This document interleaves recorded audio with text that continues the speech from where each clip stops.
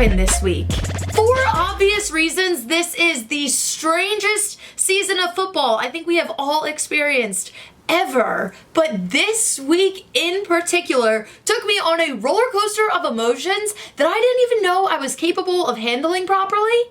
And I know I can be a little dramatic, but I'm not exaggerating when I'm saying that legitimately every single thing that I thought was going to happen this week just did not happen. Okay, maybe Steelers Bengals is the only exception, but still, like, that's bad. If that game is the only exception, that game was the only one that went kind of how I predicted it to go, I think we're in trouble here.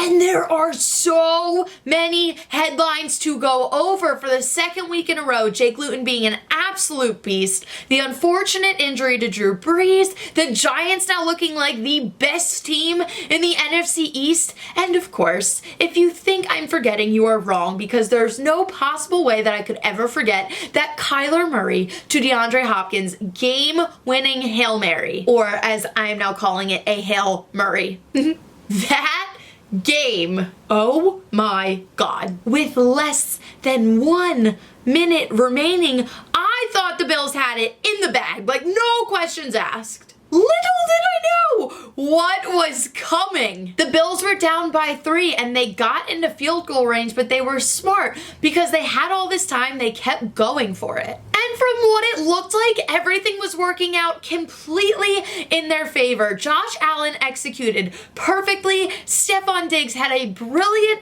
catch in the end zone. They get the touchdown. Now they're up by 4. The Cardinals have a 3% chance of winning now. 3%!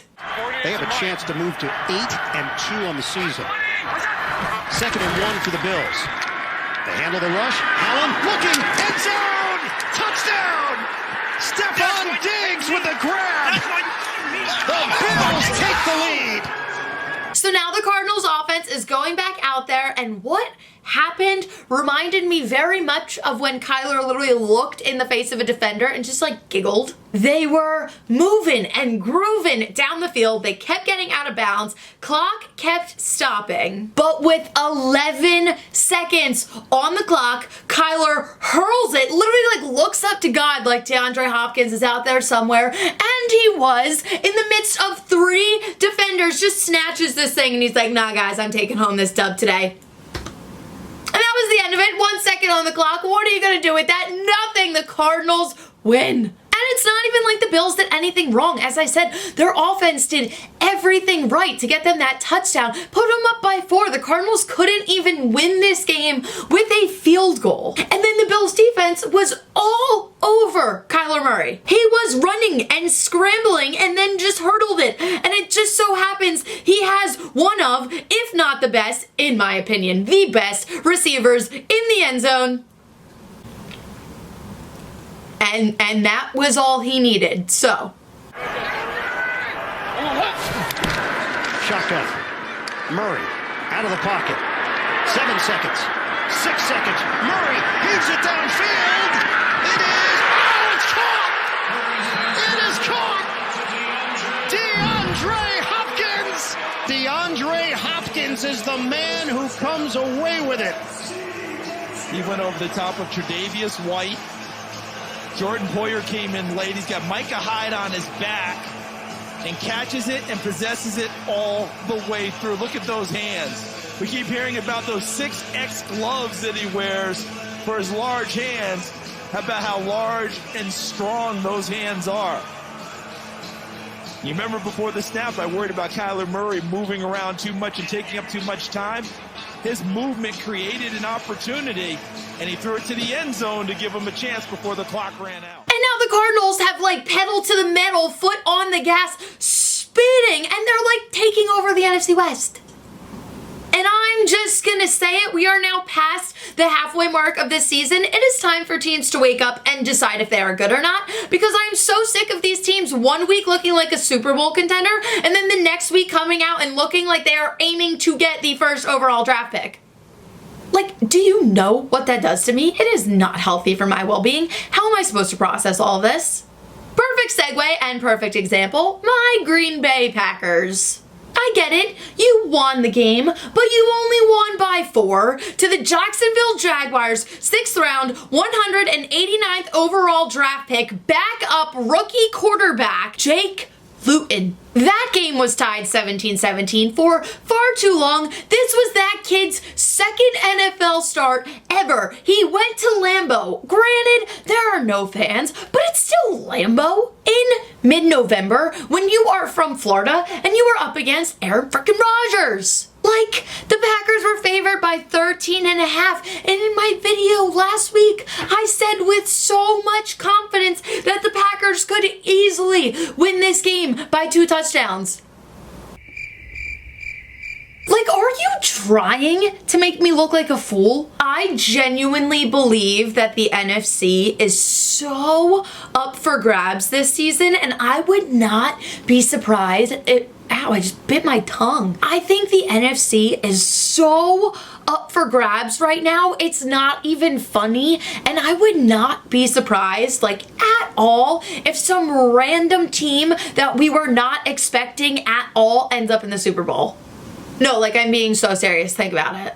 The Packers are either, like, absolutely unbelievable. They look like the best team overall in the NFL, or they are so totally plainly average it hurts. And then we have the Seahawks that look like they're crumbling, and it makes me so sad because I want Russell Wilson to be MVP so bad. I think he deserves it. The first half this year, he was unbelievable. He's never gotten an MVP vote. That man needs to take it home, and right now he is not looking like MVP material. The Saints were another one of those teams that are totally hit or miss depending on what week it is, and now they're going to be without Drew Brees, who has multiple rib fractures on both sides of his chest and a collapsed lung.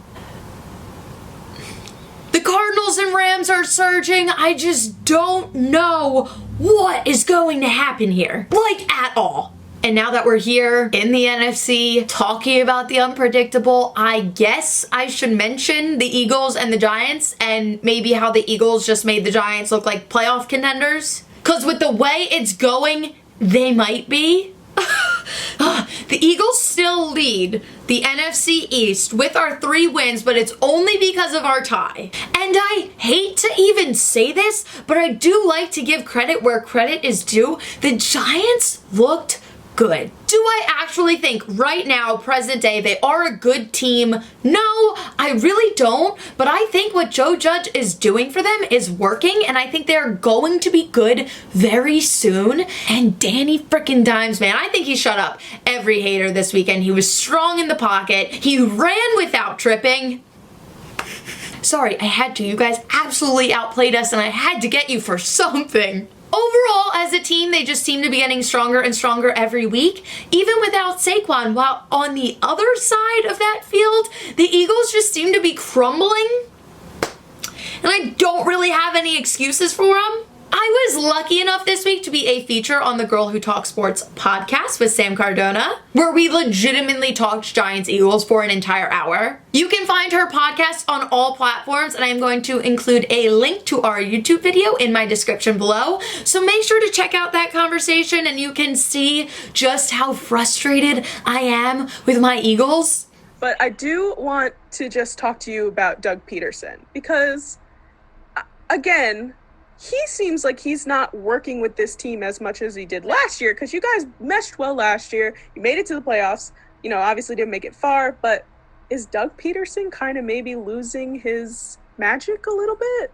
So especially after this season, yes, Doug Pederson is losing his magic. And what I'm convinced is that Frank Reich actually won us our Super Bowl.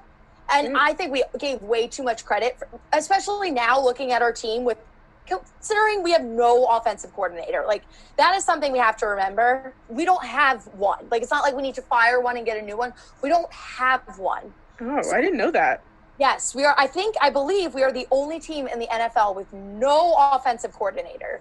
So I'm convinced Frank Reich got us our Super Bowl. However, I'm okay with keeping Doug Pederson if we get a sick offensive coordinator that can be creative and call plays and do something more with our offense, because our offense right now is extremely predictable and we are garbage, like absolute garbage. So Doug Pederson, I think he has lost his magic because I think he's frustrated and he's realizing he can't do anything with our offense. The one thing I will defend is if we get an offensive coordinator, that is good. I am totally on board with keeping Doug as like our players guy and our motivator because I do think he has that. Like, I do think the team would rally under him. Like, I think they trust him to an extent. I just don't think he's the guy to call our plays and to manage our whole offense because whatever's going on right now, it ain't working. I just can't talk about it again. It hurts. It hurts way too much. However, it is not just the NFC that is struggling. The AFC is super confusing too. Obviously, you have the Chiefs and the Steelers, which I think are the most consistent teams throughout the entire NFL right now. Steelers, obviously, they're sitting at 9-0. And the Chiefs are sitting at 8-1, coming off of their bye this week.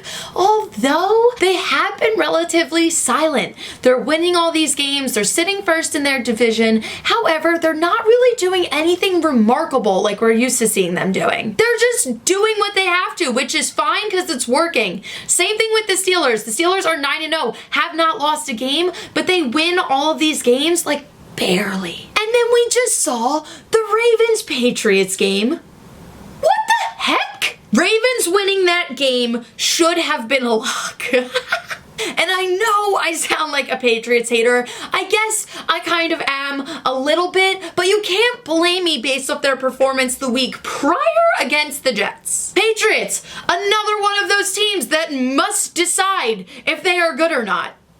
I'm telling you right now, the Super Bowl this year might be two teams that we did not see coming, which would be the most 2020 thing ever. Now looking at next week, I know Thursday night football games have not been that appealing throughout the entirety of this season. However, this week we get a Cardinals Seahawks rematch, and I fully believe I will be counting the seconds down until that game starts because do we remember what happened the last time these two teams played each other? And now they're fighting for who's going to take their division. And Russell Wilson is fighting for MVP right now. Yeah, so this one is going to be good.